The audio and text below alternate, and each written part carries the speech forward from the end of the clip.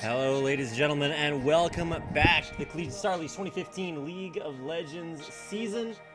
My name is Reed Rapid Melton. Joining me once again is Joshua Fekez Quest. Of course, a lot of you other wonderful people.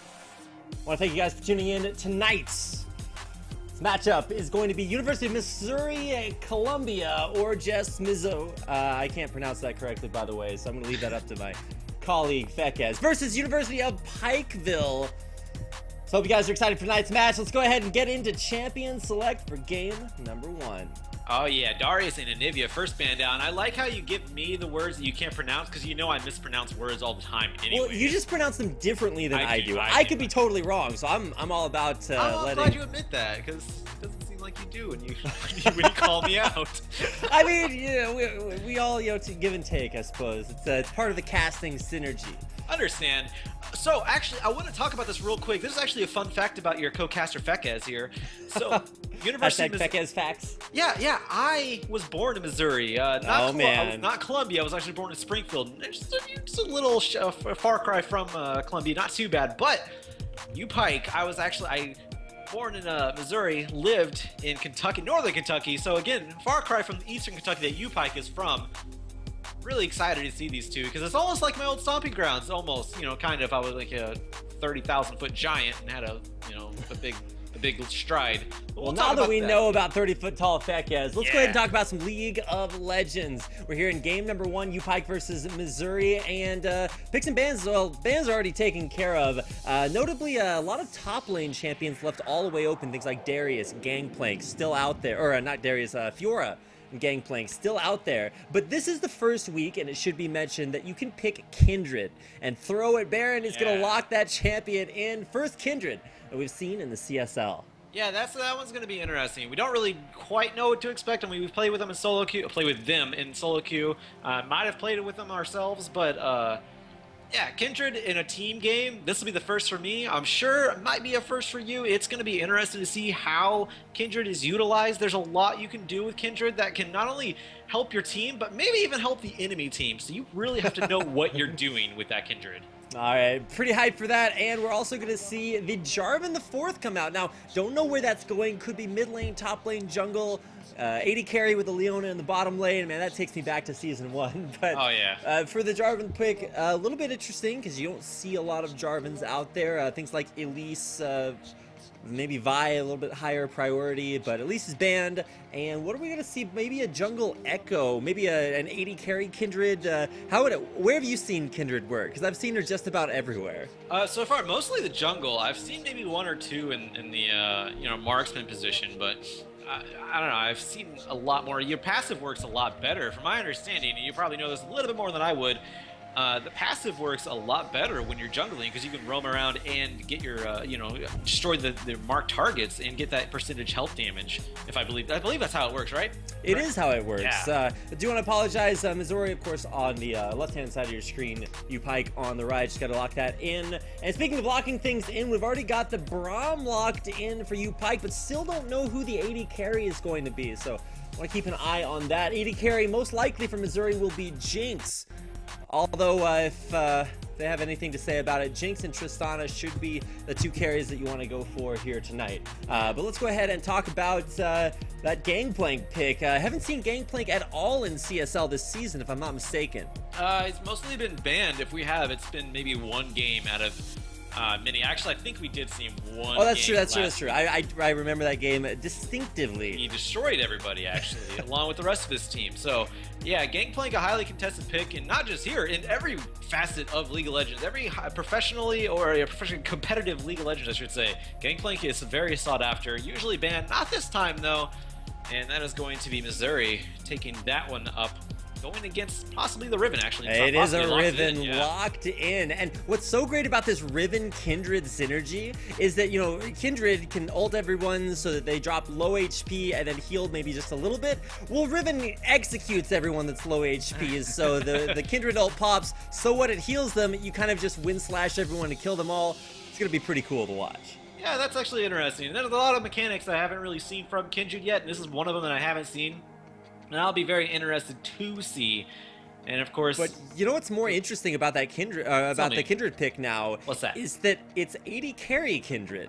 Oh, yes, that's a jungle Echo. I mean, 80 carry Echo. I don't think that's a thing. No. Correct me if I'm wrong, but this is going to be a Kindred not in the jungle, but rather in the lane as an ADC. Yeah, so that's going to be interesting because you can only really rely on marking an enemy and somebody on the bot lane to really get your passive up, and or you just wait till really late game and just start farming and try to lull the game out. But that usually doesn't happen, so you're gonna have to either not make use of the passive or try to get a kill as much as possible in the bot lane and make use of the passive that way and stack upon stack by marking the bot lane ADC and support of Missouri.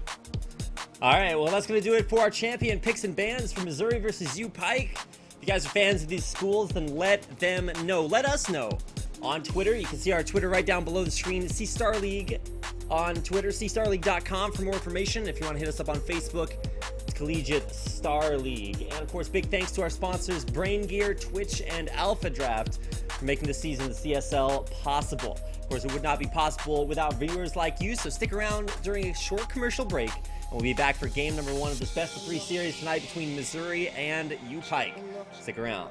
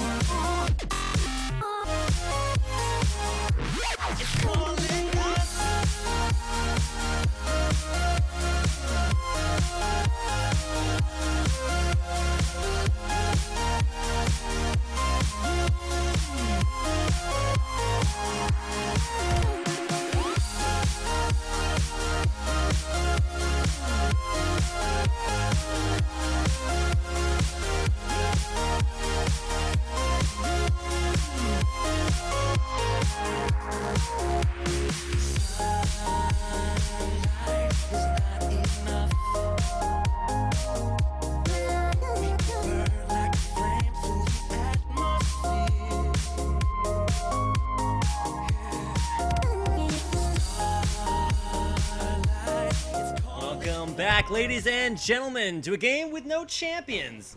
At least they haven't loaded just yet. We are currently seeing. All right, there they are. They're getting in there eventually. Welcome, ladies and gentlemen, to. And let me just make sure the overlay is correct. Missouri versus UPike. If you guys are from either one of these schools or have friends that go there, maybe live in the area, definitely come out and cheer on your teams. And why don't you tell us a little bit about these teams tonight, Fekez? All right, so UPike, all right, they are actually got a little bit of hype behind them right now because they're running a similar collegiate program that the I guess famous Robert Morris University is running from last year. They give collegiate scholarships to esports players, esports athletes. So a lot of hype coming out behind them, and I'm really anxious to see them. Now, Missouri, I didn't get to see too much of them. They're all decently elite players, it looks like. I'm anxious to see how they are, because I didn't get to see too much last year, but this year's a little bit different because of how how things are being handled. But UPike, they're the big hype train right now because of that collegiate program.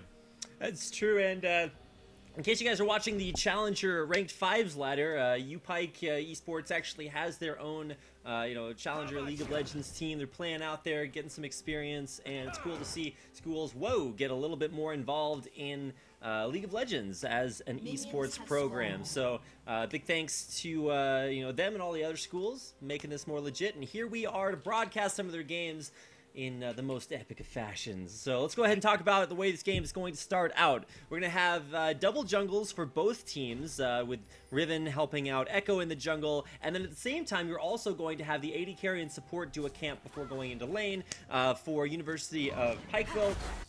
And that's going to be the Gromp, and for Missouri that will be the Krugs. Yeah, we've been seeing this sort of start pretty often in these collegiate games, and it starts pretty much every, I want to say every competitive League of Legends game, but I see these a lot, definitely in collegiate games, and yeah, nothing too surprising. They're just going to both use their teleport to go to the top lane and call it a day in the jungle, help your jungler, of course, jungle a little bit faster, get those ganks off faster, a little bit of harass going to the mid lane from Hollywood NA, and it's always refreshing when you can get harass off and not take any back. Speaking of harass in the bot lane, though, Corey won. That did not pay off for him at all. Oh man, it's not even stopping just yet. It might still be going on. He's gonna try to be defensive. He needs to be defensive because he's not paying off getting in the face of Blame ADC. To be fair, having Corey 1 take all that damage, not the worst situation. He's got, as a support player, health potions to get himself back into that lane. I do realize I need to go ahead and lock that up. Oh, Death Sense lands onto Corey. Yeah, this sort of thing is not going to help him, though. Death Sense landed onto him, but now Soccer Mom may actually be... He's going to be stunned up. Ignite goes down, and First Blood does go over to Corey 1 with that Ignite. A Blame ADC is there by himself now. Yeah, sometimes Thresh, kind of like Blitzcrank, when you land a hook, it's not the best thing for your team. Mid lane, though, we've got some action going on in Hollywood. A little bit of action.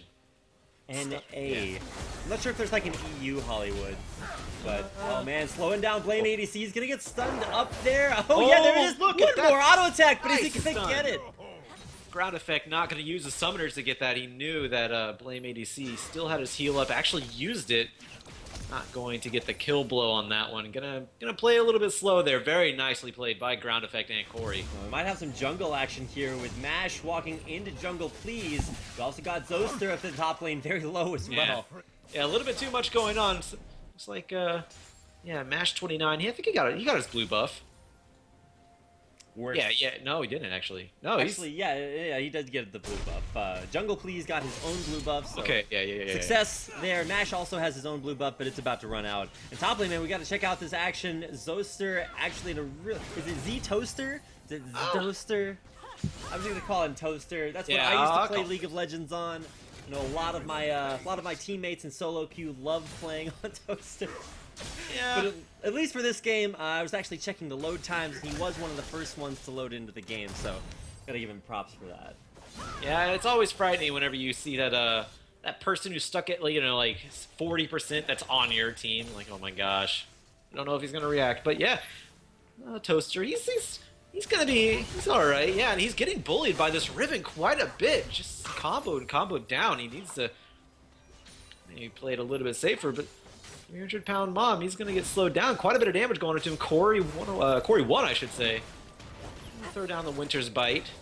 Not gonna get too much, but quite a bit of damage done to 300-pound soccer mom. Right, now one of the difficulties of playing Kindred AD carry is that traditionally you're supposed to stack up your jungle camps when you get marked, when Wolf marks them. So it's a little bit more difficult for you to get those early stacks on Kindred if you're just playing her in lane. However, your overall gold intake, your ability to farm more minions just from being in lane is a little bit higher, so you get a little bit more gold that way. But here mid lane, we got action going on. Oh, flag! That was a flash and drag over from Jungle Please. Did get the kill, so it is worse so far. Mash 29 getting a double stun. Can he finish off Jungle Please? Jungle Please does not have flash to get over the wall, but he does have his flag toss. So I'm a little bit curious why Mash didn't choose to fight that. Like, Victor's completely out of mana. Like, there's no damage coming from that champion. And with Jarvan low, I mean, might have been a good 2v1. No, I think you're definitely right on that one. I'm not really confident into why he did that either. Especially, like you said, the 2v1. Yeah, the stun was there and he had no flash, but I'm pretty sure Mash 29, I should say, could not have picked up that kill. But he does a flash down for Jungle Please. Oh, mid lane, we're gonna get that stun in. Yeah, just barely. Yeah, double stun. Dashing in, you're right. There's the wild card. Not going to be able to finish him off there. Speaking of flash, bot lane, 300-pound soccer mom. Showing how flashy a 300-pound soccer mom can be, getting out of harm's way there. Here's the plan, Pekkas. We're both going to be play-by-play this game, and you'll shoutcast the mid lane, and I'll shoutcast the bottom when there's action going on all the way across the map. And then, people can just tune out whichever fight they don't want to listen to. Because there's so much action going on here, you need more people to commentate it. We're gonna pioneer the tri-casting, where we just want to have one person cast each individual lane. Top lane. Oh yeah, Destiny coming in. There is the cannon barrage. Toaster's still gonna go down. Hollywood and Ace soaking up the turret shots. He's gonna survive, but on the bot lane, like you said, massive action coming out. 300-pound soccer mom still getting quite a bit of damage put onto him, but he's going to make it out. He probably needs a back pretty soon. He has nothing to rejuvenate himself with. Yeah, the crazy action everywhere. Top lane, even as Gangplank, you can cleanse the stuns coming out from either Riven or maybe a gold card coming your way. You can't cleanse everything. You can't cleanse damage. That doesn't quite work out. Well, I guess you do get the heal, but regardless, getting dove kind of sucks there for Gangplank, but able to teleport top lane, now with a Sheen, will make him a lot more deadly when it comes to just spamming out those Qs. Yeah, maybe he can finally trade back against Riven. That's actually saying a lot, though. Whenever you do get a kill on Riven, she's just going to catapult herself. She's going to come back with a Brutalizer, and that's just going to help her out tremendously, getting that extra armor pin and cooldown reduction for her Q. Right now, ground effect and Corey will be able to make it out of there. Not going for the blue buff, but instead trying for Dragon here. This is actually really bold by UPike. They're going to be able to start it up. And Echo actually does Dragon very, very well. He gets shields, he has percentage health damage. But can they keep this Dragon away from Jungle Please? He's going to be thinking about... Whoa, okay, you got to drop your standards first there to get into it. He's trying to steal it with the Dragon Strike. Couldn't quite make it happen. Yeah, that dragon was not a dragon strike at all, and yeah. Well played. Thank you. Yeah, it's the play-by-play caster curse. You just inherit the puns. Yeah, I got my puns from you, so I'll take what you can get here. All right, well, taking the blue buff now for Hollywood NA means that he's going to be A-OK in lane as far as mana regen goes, but for Who Flung Poo. There in the mid lane, he's also got some mana regen in form of Chalice of Harmony. And Throw-Out Baron is still a huge force in that top lane, despite the Sheen from Z-Toaster. It's not really helping him with the sustain at all. Only helps him with damage, and when you can't really get into trade against Throw-Out Baron, it's pretty detrimental. And this is exactly what we're talking about. Just comes in, Qs, auto attacks, and just goes right Jungle, back out. Please, looking for the knockup, dashes in. Ooh, he's got it. Yeah, Cataclysm onto Ground Effect, but there is the ult from Ground Effect's Kindred. Gonna keep him alive for now. Actually gets out of there, but there's a Baron throw at Baron, I should say. Getting the kill onto Jungle Please. Blame ADC going down as well. Hollywood in A making his presence felt in the bot lane too. Stuns on both mid laners, one from Gravity Field, and there's actually a grab onto Corey as well. Nothing coming off of it, so wow, a lot of action in the bottom lane, but in the meantime, got this guy Toaster up in the top lane. He's actually going to be able to put a lot of damage down on this upper turret. Yeah, and I mean, he has a Sheen, so this is exactly what he needs. He needs to pressure that top lane turret as much as possible because he's not winning that lane very well. Throw it Baron has 2 kills, 1 in the top lane, 1 in the bot lane now, and an assist. So it's best to get that turret down as fast as possible and maybe roam as your own champion can do, because it's not working out too well 1v1 against the Ribbon. Wolf, Kindred, and Braum now moving up towards the Dragon. It's not up anytime soon, but there is Z-Toaster. Toaster's getting taken down. Throw it Baron. They were easily able to tower dive that one. Mash 29 taking up the turret shots for his partner, Throw it Baron, who is now 3-0-1 on a Ribbon. All right, we're going to do a quick instant replay to see exactly how this went down. This is 15 seconds in the past, so there's Z-Toaster going down, and now we're back to live. So that's not too much to happen. That's our instant replay technology, hard at work right there. Bottom lane, though, we got a little bit of Kindred action. Don't want to walk over those Flame Choppers, but look at Wolf doing work there. Flame Choppers explode, and now Ground Effect might be thinking about going in, just kiting out this 2v1. I think we're a little bit off sync now. All right, looks like, yeah, we're gonna speed things up, and now we're good. There we go. There we go. Yeah. I was wondering, like, it's already happened, but it's just way past me. It's like, good I'm job, a little though. bit slow. You're in the future. We got future Fekes right here. But now we're all caught up. That's a nasty side effect of the high-tech instant replay equipment we got going on. No problem. So this is what. Oh, he didn't get the barrel explosion onto the minions. I was gonna say this is one benefit of having. Oh my gosh. One benefit of playing a Gangplank, so you can clear waves very easily with your barrel, but not when Riven comes up to your face and just chops it in half. Very nice. Ground Effect choosing to mark the. Oh man, it might be going on to Soccer Mom instead, just kiting backwards. I can't even pay attention to who's marking who down here. First it was Thresh, now it's Jinx. Where will the marks go next? Yeah, it's so far, yeah, like you said, on Jinx, but that turret is going to go down. Hook landing onto Corey 1, but you're hooking the Braum. Yeah, not really the best idea in the world. Not really going to get you anything.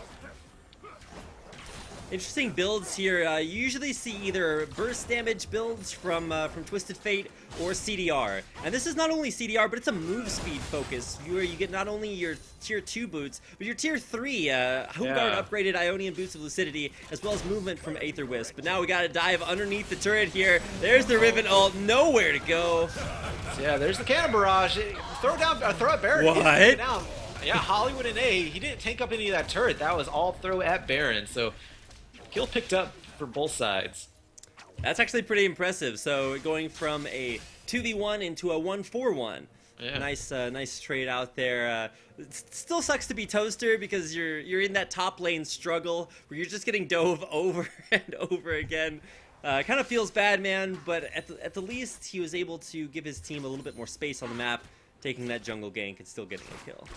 And yeah, I want to go back to this build from the mid lane of Hollywood and A. Very interesting. I guess he wants to use his Destiny a little bit more effectively and try to get into position a little bit better.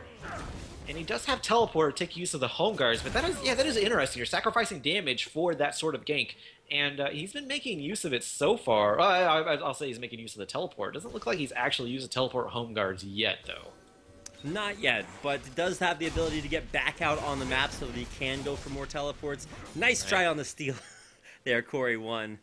Not quite in time for the red buff, but nonetheless, there is another Kindred mark on that Rift Scuttler in the river. So maybe see Ground Effect shove out the wave and go for that. Currently sitting at, if I'm not mistaken, 2 hunts for an additional 2.5% max HP damage on hit. Yeah, and that'd be a really good idea right now because Dragon is going to be up in 15 seconds. Get as much vision as you can on the Dragon. And why not add to your offensive damage while you're at it? And that's exactly what those Kindred marks are for. Huge amount of late game potential with the amount of percent health damage you can do, especially when you start. He actually already has the Blade of the Ruin King, so already stacking that percent health damage. Now, Throw It Baron is trying to take this Rift Scuttler away from Kindred. I'm not sure why he would do that, but just want to kill it as quickly as possible. While yes, Kindred marks are important, Dragon might just be a little bit more. Yeah, I mean, yeah, definitely, but I'm pretty sure just being patient would have been fine, because nobody was here to steal that from Missouri. UPike getting their second Dragon of the game, uncontested, and here comes a Destiny. Where is it going to go? Is it just a spot? Oh, they're going to pinch Victor. Oh, yeah, he does pinch Victor, but doesn't get anything out of it. Cannon Barrage going to keep him separated. Very nicely played by Missouri, disengaging the Destiny. I'm pretty sure, I'm not sure Twisted Fate's card ran out right before he teleported, but there was no stun on the Victor to keep him in place. So either way, big push up mid lane for both teams. Gangplank ultimate is down, although with Victor wave clear, this should be easy to protect. Yeah, and this is one of the benefits of bringing a Victor, is that you do have that wave clear. You have that extra burst from your Death Ray, which he has upgraded, so he is going to be able to clear very quickly with the aftershock of the Death Ray, and keep the turret alive. And this is going to be easy. And also bring that with Toaster as well. But Blame ABC is caught out. He's not going to be able to ride a Thresh Express. Ground Effect gets a proc on his passive. Nice Glacial Fissure from Corey 1. Perfect Gravity Field. Well, very nicely placed Gravity Field. And is going to halt the aggression from UPike. Man, that is a thing of beauty when you see Gravity Fields placed correctly. Did you know? Back when Victor had a different augment system for his Hex Core, you could actually get a green augment that would give you more health and health regen. It was the tanky utility one that would increase the size of Gravity Field by like 20%. So it was actually ridiculous. All grab on a mash. No follow-up. It doesn't go anywhere. You only have Who Flung Poo to really follow anything up there. Soccer Mom doing a good job keeping Ground Effect into the turret range, but not good enough. Toaster there as well. He has his Cannon Barrage on cooldown, so he's not going to go too far into that. Oh my gosh, Z-Toaster. Nice barrel. Z-Toaster is going to go down, though, but there is a nice ultimate coming out from Who Flung Poo. But that Victor ult still dealing damage. Ground Effects, okay. He has a lot of health steal. Yeah, he has a lot of health, life steal, I should say. Match 29, he's going to go in, he's going to flash, get the kill. Who Flung Poo picking up that and just rewinding back to his original spot. Nice pickup by Hollywood NA as well. They're still going. Yeah, it's still going. Flash gold card onto Blame ADC. He's going to get stunned down and taken down. Another kill. Hollywood NA going 4-1-3 now. A cheeky auto attack there at the end. Hollywood NA is like, I want this kill. Feels bad to flash over the wall and then die to one last auto attack. But even with a Gangplank ult, this mid turret should go down. Actually, no, it's not going to. Nice job on Gangplank to go ahead and clear the wave, push the rest of UPike back. And that's not exactly how you, ideally want to use your ultimate, because you don't want to be this far into the defensive that you have to use it that way. But I mean, yeah, when you got to use it that way, it better make it count. So the turret does stay alive, and it might prompt Missouri to try to shove into the mid lane turret with everyone on UPike going back. Although there is a teleport, quick teleport actually from Hollywood NA. Oh, and actually he's going to go in onto him. Yeah, teleport home guards. This is the wild card. He just walks right in. And now he's dead. Oh my gosh. Nice gravity well into the Cataclysm. Kindred got stunned walking over the gravity field as well, so not quite the most coordinated, but especially difficult to see that overextension by Hollywood NA. Just walked into two champions. Maybe thought he had a little bit more backup, but it just wasn't there. And he doesn't really have the items so far to really capitalize on that sort of pick, especially on a tanky champion like a Jarvan, who has a giant spell. He doesn't have anything to follow up on his auto attack like a Lich Bane, so just relying on that Luden's Echo needs a large rod to really dish out damage. And when you miss your wild card, that kind of defeats the purpose.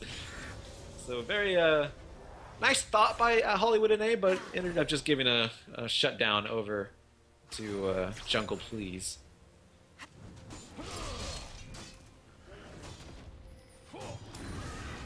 Like Dragon is gonna be up pretty soon. Yeah, Dragon up in about a minute. Baron's up in a minute too. Might have I don't think we're in 20-minute Baron range quite yet, but there are certainly some very, very strong carries in there for UPike. Not to mention Riven BF Sword by. I don't know if I've quite seen that aggressive build before. Sometimes you'll see double lifesteal builds where you go Ravenous Hydra into Bloodthirster. But that's a very different type of a way to play Riven than I think we're used to. But still, what does Riven build? Attack damage makes sense even still. And the 1-in-4 Gangplank struggle has been pretty real this game, being Twisted Fate ulted, dove under turret multiple times. So you really can't fault him from having some struggles. The bottom lane, Ground Effect, he is going to get quite a bit of damage off on the 300-pound Saga. Top lane. Yeah, top lane. Z-Toaster, he can't even fight. Oh my gosh. Or can he? Turret shot going on to throw at Baron. Those barrels hurt so much from Toaster. Wait, no Gangplank ultimate. He didn't. None. All he had to do was press R. Yeah, the dash was down. The shield was down. I don't know. It was a little. He might be waiting for this bot lane tower dive from UPike. Might want to save it for a defensive ult. That's the only thing I can think of. But there's so much wave clear from Who Flung Pooh's Victor. He doesn't really have to worry about it too much. Yeah, interesting. And of course you have ground effects, Lamb's Respite, keeping everybody alive on his team.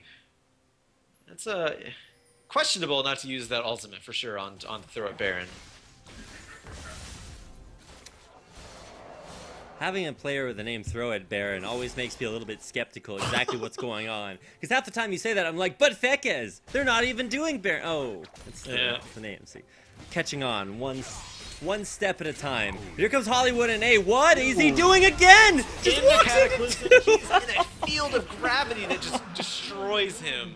Man. Yeah, again, Jungle Please picking up that kill. Theoretically, if you're in a field of gravity, you're going to be really heavy. And maybe those 3 deaths in the mid lane making up not quite 100% of his team's deaths, but a little bit heavy there is too. Here comes the Death's Daughter right on the ground effect, crushing him.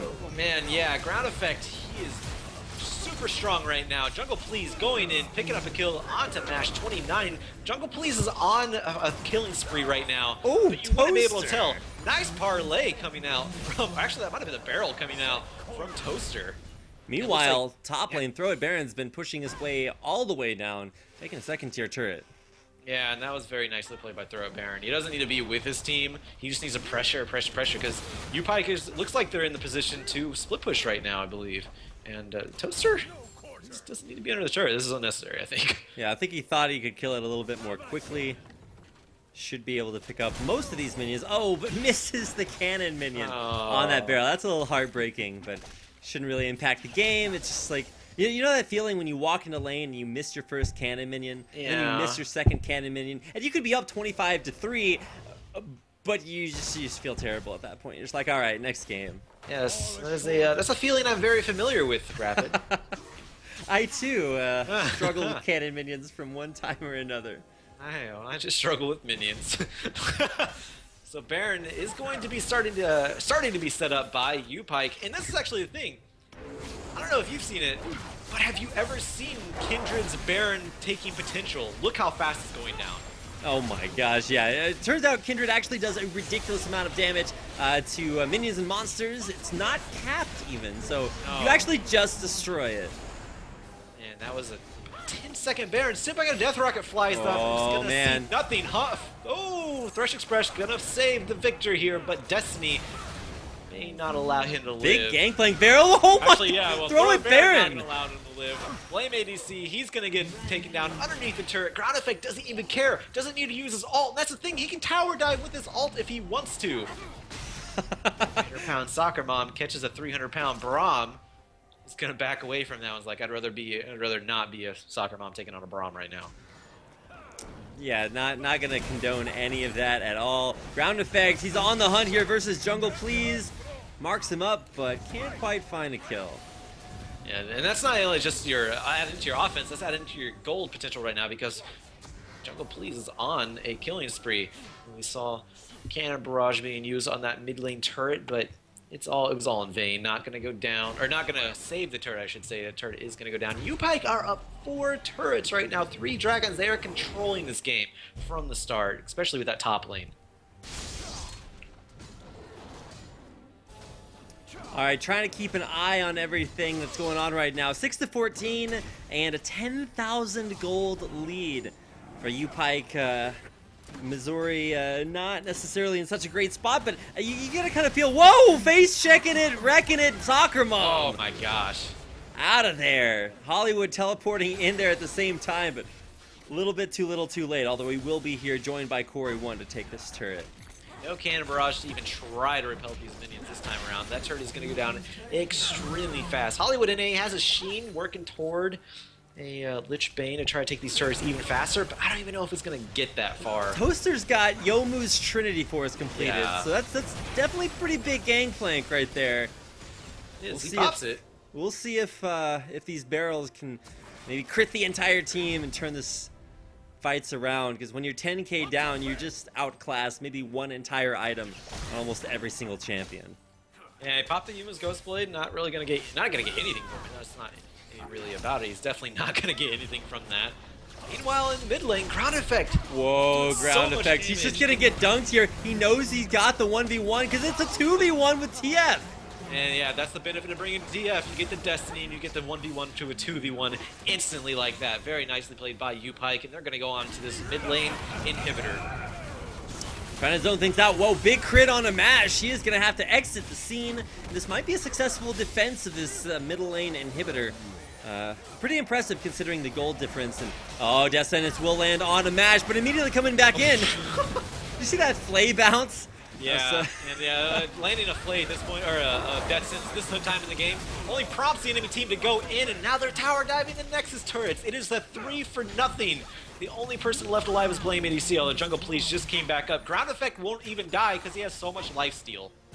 Wow, yeah, pretty insane there. And as we watch this mid lane aggression, I don't think anything's really going to stop these Nexus turrets from going down. We got one down, second one soon to follow. Mash actually going to ult himself to safety. Well played, Mash, well played. Probably not going to stick around for the Nexus. I think it's a little bit ambitious. Yeah, Mash 29, Chrono breaking himself out of Death's door there, so very nicely played by UPike. They may get a 4th dragon just for the hell of it, and just it's their time to just go back and honestly just go right in through the front of the base. They don't need to pressure these other sides of the base. They don't need to pressure these other inhibitors at this point in the game. They're so far ahead, they can just front door their way to victory.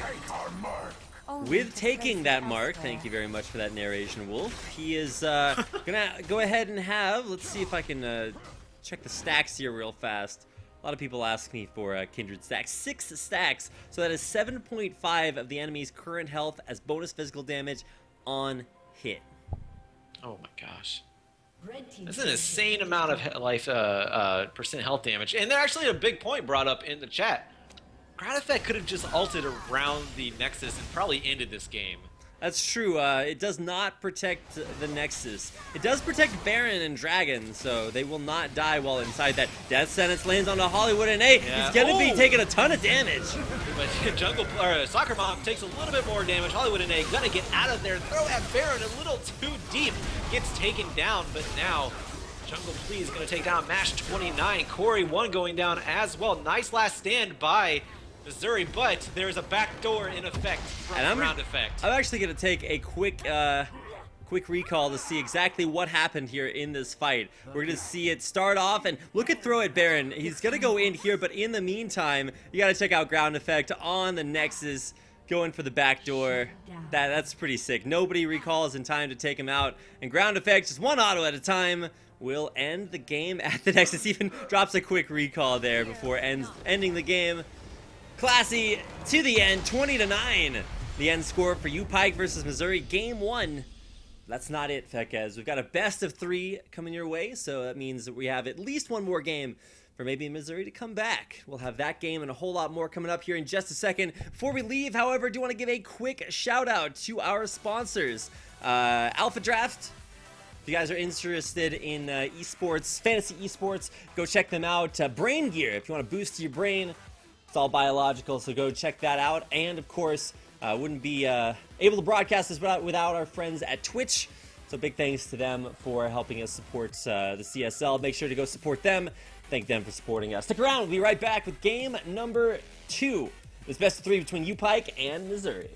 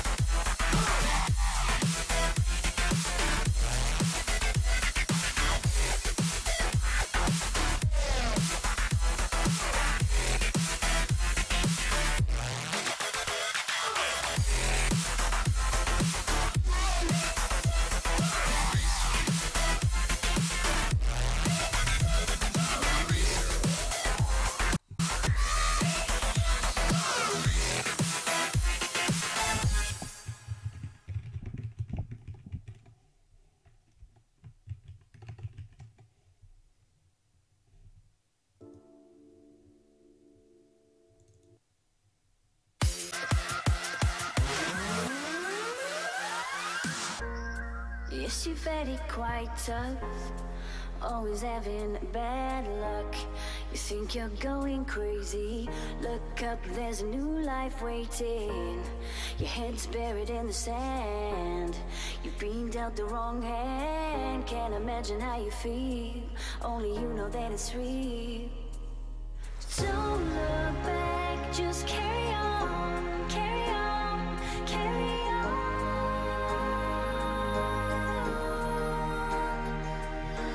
Don't look back, just carry on, carry on, carry on. Because you are stronger. Yes, you are stronger. Because you are stronger. Yes, you are stronger.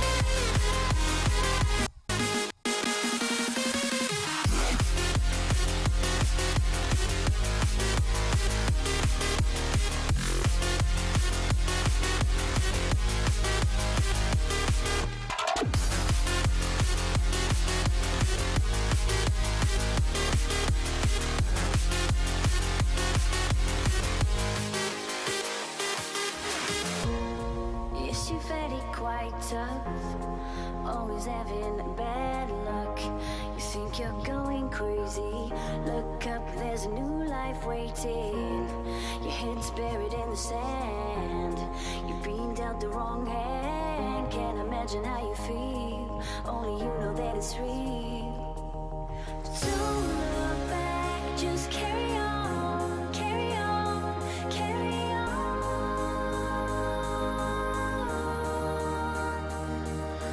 Don't look back, just carry on, carry on, carry on. Because you are stronger. Yes, you are stronger. Because you are stronger.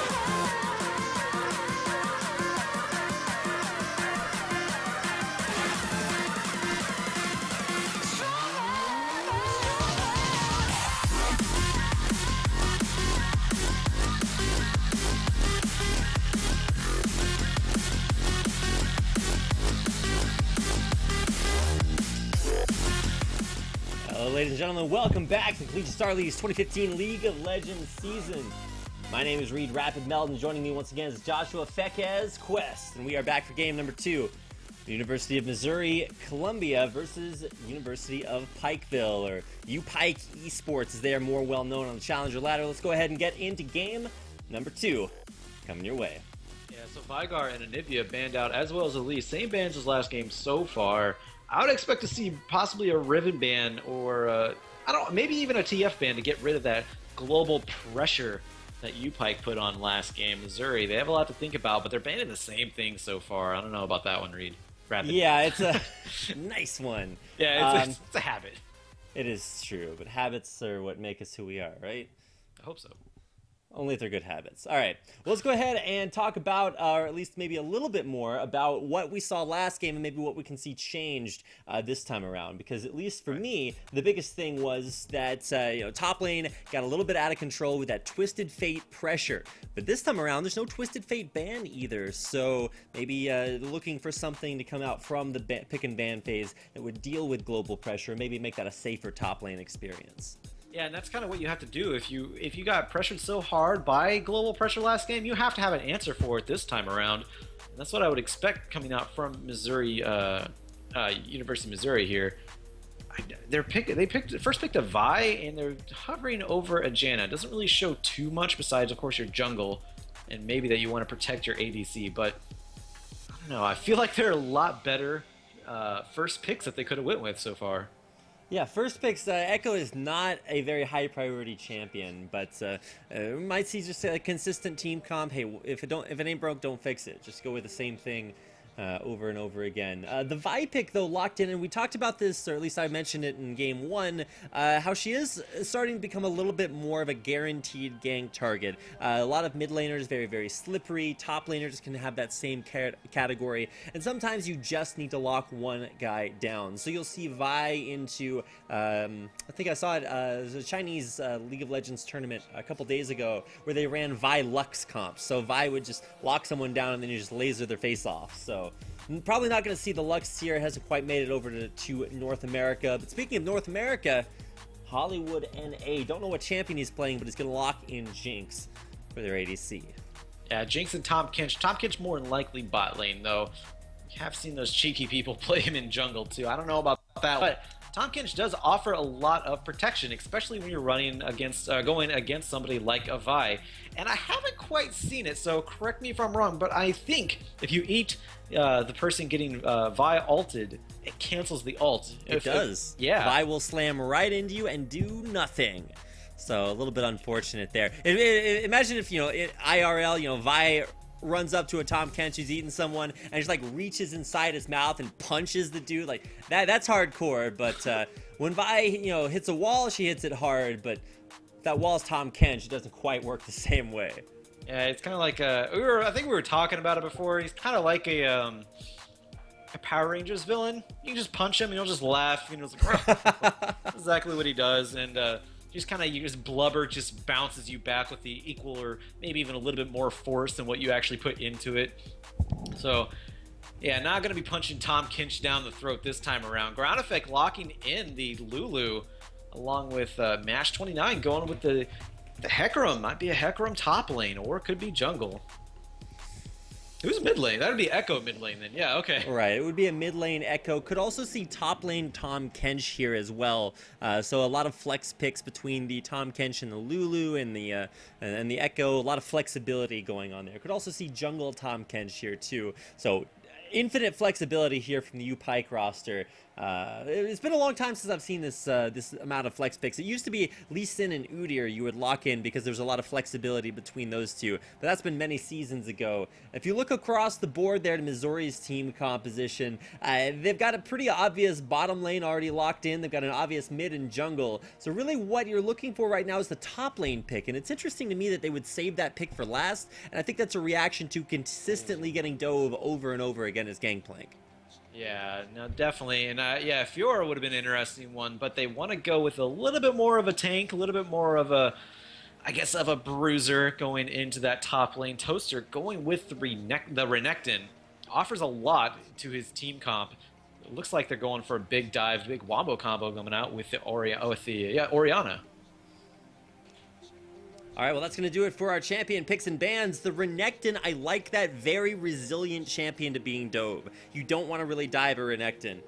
Back in the day when top lane Alistar was king, you picked Alistar into Twisted Fate compositions and then ran him top lane just because you knew TF would never ult top, because there's really no realistic way to dive an Alistar efficiently, of course. If you make that happen, props to you. But this time around, same situation with Renekton. He's going to be pretty safe up there in the top lane, and he will be going up against a top lane Hecarim running Ignite, not Smite like we used to see. It will be Ignite up there in the top lane. That's going to be really interesting. What do you think about the Hecarim top lane? It's been a while since we've seen that one.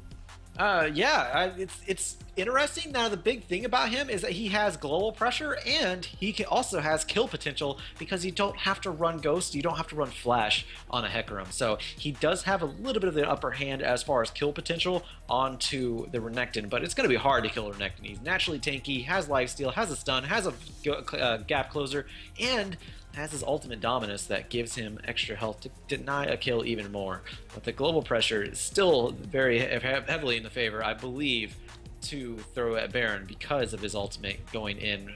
Onslaught of the Shadows doing the AoE Fear. I do like the matchup in the top lane. I think it was a good pickup, and especially since you can have that kill potential. 2 Ignites being brought by UPike this time around. All right, well, that's going to do it for our Champion Select experience. Thanks, guys, for watching. We're going to head out to a quick commercial break. Don't go anywhere, because when we come back, we'll be into game number 2 between Missouri versus UPike. So stick around. Once again, big thanks to our sponsors at Alpha Draft, Brain Gear, and Twitch for making this season of the CSL possible. Be right back. Don't go anywhere. Game 2 coming up next.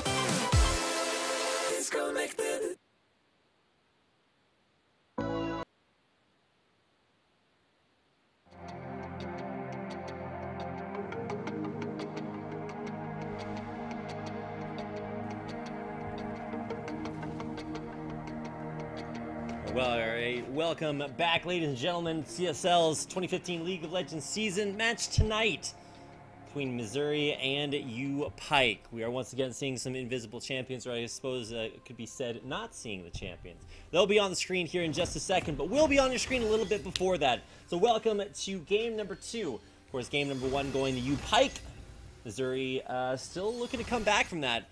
So go ahead and welcome you to myself and my wonderful co-caster Fekez, bring you game number 2, UPike versus Mizzo.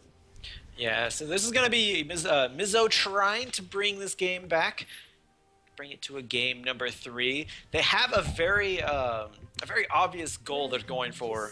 Protect Vayne, go in, try to engage, allow so much chaos that they should blame ADC can dance around the tumble. So let's see if they can pull that one off. If they can get to that mid-game Vayne where she's 2-0, 3-0 in lane, be very ideal for them, of course. They want to get to that third game, but UPike, they were so strong in that first game, and now they're bringing a huge combo between. I mean, you can do a lot of things with Hecarim and with Tom Kinch. Eat the horse, take him in behind your team, the enemy team, set him up for an onslaught of shadows. It's going to be really interesting to see how UPike fights in these team fights. How they fights in the fights, yep. Yes. And we're going to have to watch out for not only Hecarim for that engage, but Tom Kench also can make some pretty sweet flank attempts happen. Maybe you eat Echo or Hecarim and then just take him right back into the back of the fight using that Abyssal Voyage. That was like Abyssal Call, Abyssal, something Abyssal. Currently, he's practicing his music-making abilities down here, so I'm not sure whether or not that directly translates into a League of Legends advantage. But let's go ahead and focus a little bit more on Missouri as they come down here over to the bottom half of their jungle.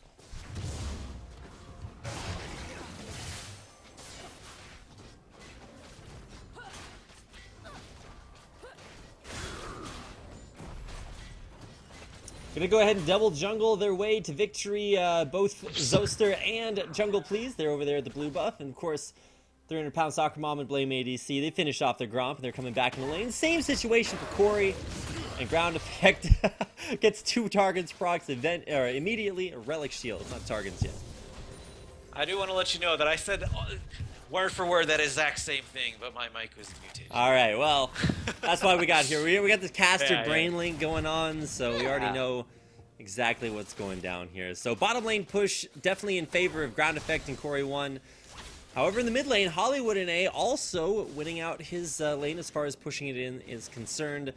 Already some very aggressive plays. And after the double jungle is completed, we also have top laners in lane here as well. Throwout Baron versus Toaster. Yeah, and of course, I talked about it in Champion Select. Toaster has to be careful, because if he does go down too low before level 6, before he gets that Dominus, he will fall prey to the Ignite from Throwout Baron. So he needs to be careful. Didn't get the Reckless Predator proc like I think he wanted to. That's usually what you do at a level 2 Renekton. Get your Rage bar up to red, but so much damage going down on a Throwout Baron. Oh my gosh, she's gonna get the Ignite off there as well. It's ticking down. There you go. First blood. First blood going to Throwout Baron, and flash used by Toaster. So everything Throwout Baron could have wanted went that way in the top lane. Man, I mean, definitely kind of feels bad to both use your defensive summoner to flash away and then also die to that Ignite, but that's the power of Hecarim. He gets to bring an aggressive summoner spell like Ignite and put down that early pressure. So perfectly executed there. Throwout Baron consistently on top of that top lane.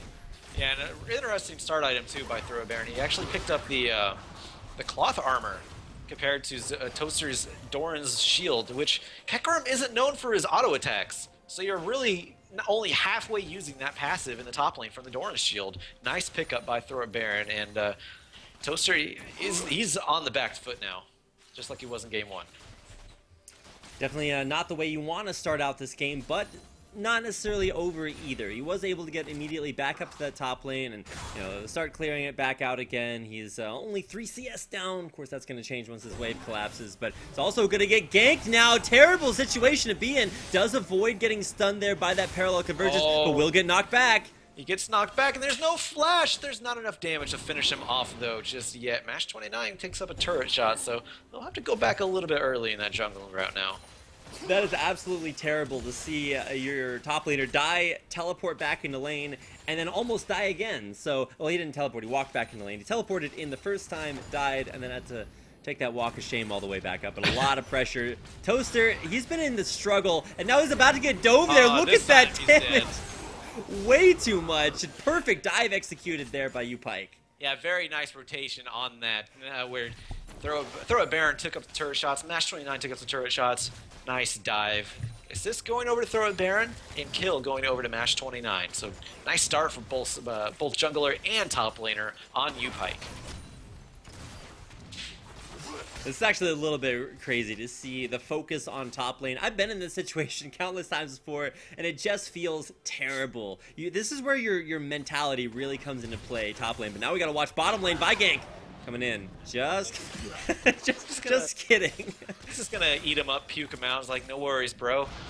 My asses don't digest. No, they do not. I imagine most wouldn't digest, but.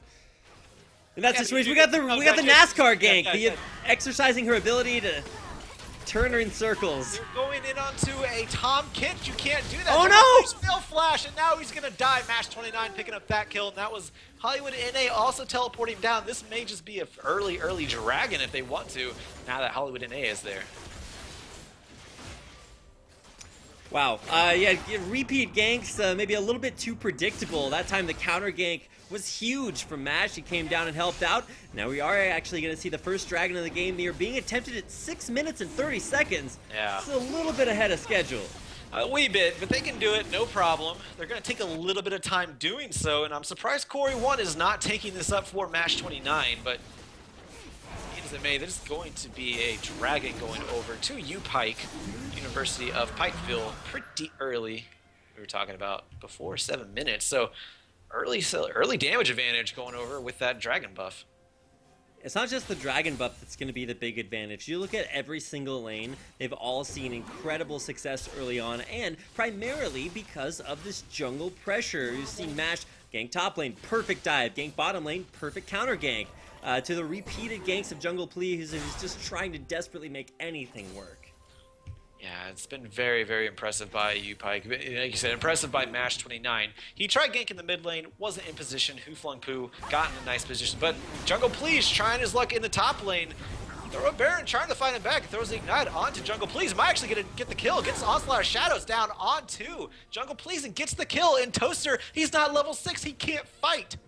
Level 5, the most depressing level to be at that situation. Just spamming that R button, hoping you'll level up, and he's actually quite a ways away from hitting that level 6. So definitely not able to contribute there. And as a jungler ganking for a top laner who's behind, always very dangerous because you know you risk getting 2v1.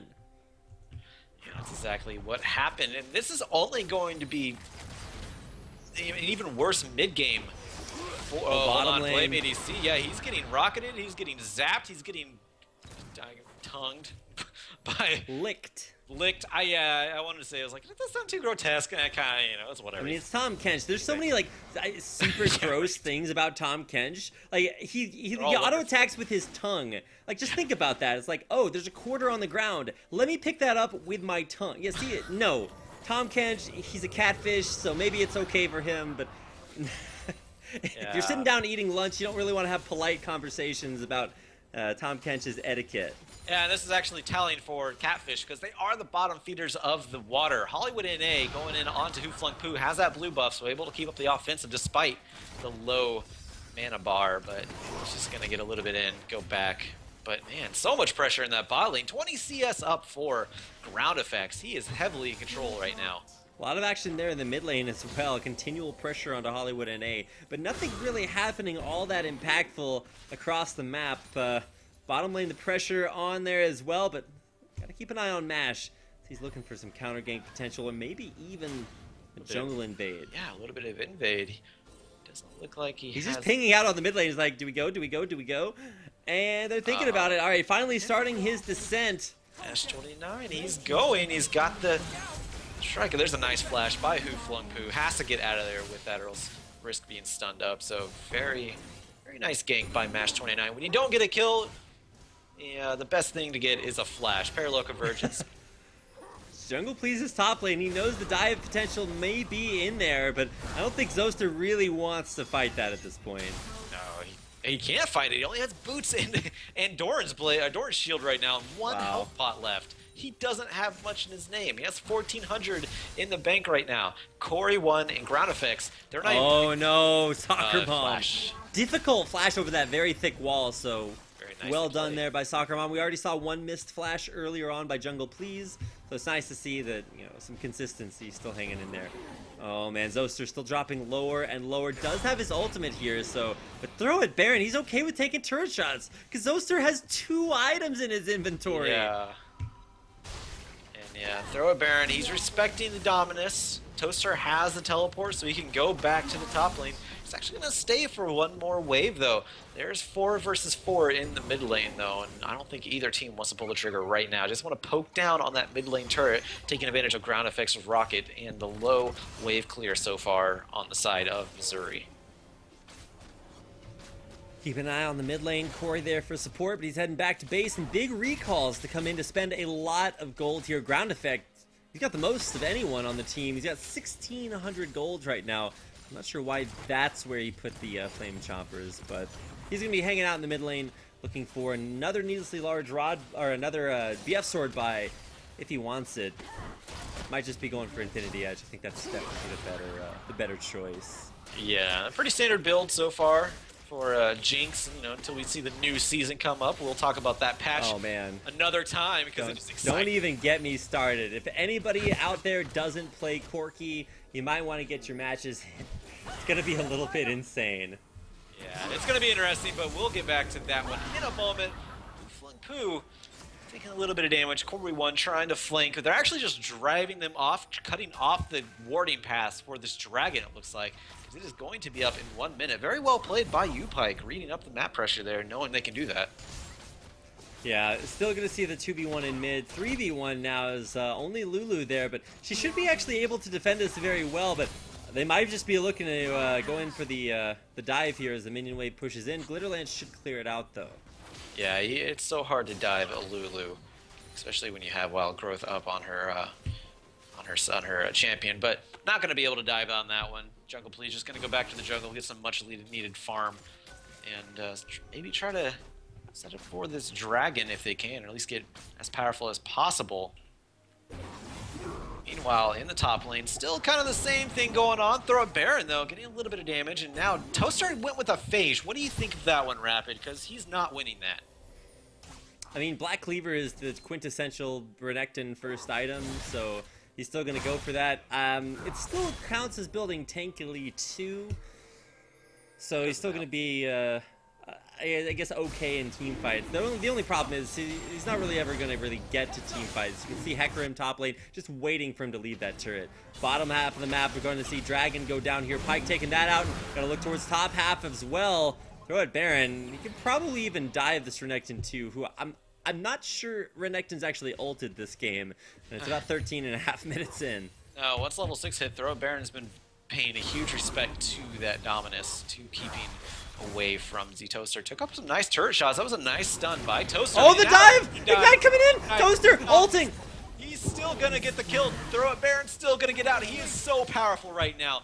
Kill in the top lane. That is also going to be turret because there's no one there to stop it. UPike are now going to pressure this mid lane turret, looks like. Wow, that's that stuff I don't like to see. If you're Missouri, there's only so much you can do to come back from that. When your top laner is getting dove 1v1, he's just completely crushed in lane. This is Renekton. Renekton has always been that quintessential lane dominant champion, so definitely not having a good game in the top lane. So where else do we really look for comeback potential? Because it's not coming from up top. The most you can rely on right now might be your bottom lane Vayne and having your mid lane protect you, I would assume. Because Flung Poo, he's not doing horrible, losing the CS battle quite a bit, but not dying either. Getting his build in where he needs it to be. And blame ADC, he's on that Vayne. Traditional late game carry is what they got to rely on right now, because the later the game goes, the more, I guess, useful Renekton would be once he just starts building just straight tank. Because whenever all you need to do is just tank up the enemy, it's a lot easier, a lot cheaper. You don't need to have as much gold to be able to tank up the enemy with items. Top lane turret growing lower and lower. Pressure on the mid lane mounting, though. Jinx all the way down bottom means that it's an 80 carry advantage in the mid lane for Missouri. So if they want to get up close and personal to that turret, that is going to be an option that they definitely have coming in here. Yeah, there's so much wave clear coming out from Glitterlance and Timewinder. Timewinder from Mash and Lulu. It's so hard to get into taking out that turret, getting any sort of damage on it, because no one on Mizu is really a big turret pusher. Proving a little bit difficult, even with the advantage in numbers in the mid lane.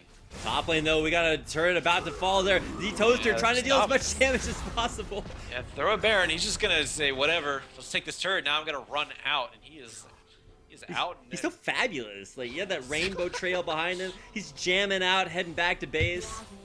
Having a good time. It's a nice skin, Arcade Hecarim. I like it. Ground effect, he needs to be careful. He's playing with fire here. The ball just keeps inching closer. It's like, no, get away from me. Jungle, please. He's been charging up this fist, has yet to go in. He's been doing this numerous times. So scared. To be fair, for Jungle Please, as a Vi, a champion that you want to go in, you want to engage on, very difficult to do into both a Lulu, Tom, Kench. There's so much protection here, and this is the kind of composition you play Jinx in. We've seen a couple of games earlier, like Jinx picked into champions like Malphite. It doesn't work because you have to have a way to protect her. Tom, Kench, Lulu, both great ways to do it. Yeah, and that's the big advantage to having this kind of team comp. There's a Shockwave in Blame ADC. Final hour coming in. And whose final hour is it really? Because throw a Oh my gosh! He goes on a rampage. Who flung a poo like he wasn't even there? Blame ADC. Going to be focused, but it doesn't matter because Throw a Baron is just throwing himself underneath the turret, and now the camera wants to show Blame ADC going down, and Throw a Baron, he is a beast underneath this turret. 5-0-1, taking up the turret for his team, able to pick up a kill even with these turret shots, but finally goes down. And that's going to be an ace for 2. Only Jinx and Hecarim falling. That's going to be at least a tier 2 turret coming in. Yeah, tier 2 turret indeed, and there's really just no one to say. Yeah, like you said, ace. Incredible turret dive. Actually, here comes the teleport from Who Flung Poo. He's in a good position. Doesn't have the home guards to follow it up like he could, but probably best he doesn't get those quite yet. Man, just crazy game so far. Finally, the first kills coming in for Missouri. Nice to see them on the board. Although, I guess they come in good places. Vayne and Vi both getting a kill towards the end of the alphabet. But top lane still a persistent struggle for Toaster, who has yet to really show himself. 5-1 Hecarim too. Yeah. Out of that top lane. Yeah, yeah. Black Cleaver, traditional build, but sometimes when you're not doing traditionally well on a traditionally well played lane bully, you can't build traditionally. He's building. Yeah, he built the Phage. He didn't do that. To be fair, what really other items are you going to build on Hecarim? You can build full tank, but then you kind of just don't do any damage, so everybody just ignores you and walks through you to the rest of your team. Now, Toaster is still actually, I don't know, once he gets Black Cleaver, that'll at least help Jinx, or help Vayne deal more damage from that attack damage. And Throw it Baron, he has his ultimate up right now. Comes the teleport. Massive amount of damage coming on to 300-pound soccer mom. It doesn't matter how many pounds you weigh. Throw it Baron is going to take you and kill you. See, Toaster has a dominance pop, but it's not enough. Throw it Baron, getting another kill in here. Hollywood NA protecting his carry like he should. What on earth? This Hecarim is ridiculous. And now Who Flung Poo rather, up in that top lane. It's only to protect this turret, but he can only do it for so long because there's so much dive potential coming out from UPike at this point in the game. The ground effects Corey, split pushing with the Jinx. They're going to take that turret so fast. Blame ADC, he needs a backup. Yeah, there's that reset. Pink Ward dropped down. One more auto attack, but it's not enough. Can't stealth your way out of a Sidewinder. Ground effect picking up a kill for himself. Oh my gosh, UPike, they are just completely in complete control of this game. 10K up right now, has every objective in the game to their name. Dragon is up, Baron will be up in 25 seconds. This might be an inhibitor turret going down if Ground Effect has his way. Jungle, please, actually gonna go ahead, drop the ult. There's a shockwave. Yeah, there's a shockwave followed up by the Vi ultimate, but Ground Effect still gets out. Flame Chopper's doing the work there, but Jungle, please, he's on the chase, has to back off because he could not catch up. And now Corey won, trolling the team around, gonna pop that gray health to show how long it really takes to kill a Tahm Kench who's fed, throwing up the team sigil as he dies. Is that a leaf on his head? That looks like a leaf on Tahm Kench's head. I'm just going to go with a sick tattoo, but now we're back towards the dragon area. It's up, and maybe an opportunity here for Jungle, please. But Lulu killing off that Rift Scuttler. At least know that that's in there. Talk about Rift Scuttler. What about that Rift Herald that's coming out pre-15 minutes in the preseason patches? That's what's crazy. Yeah, I read that it will dance with you. If you dance like in I don't really know. I want that thing dancing with me, man. It looks so creepy.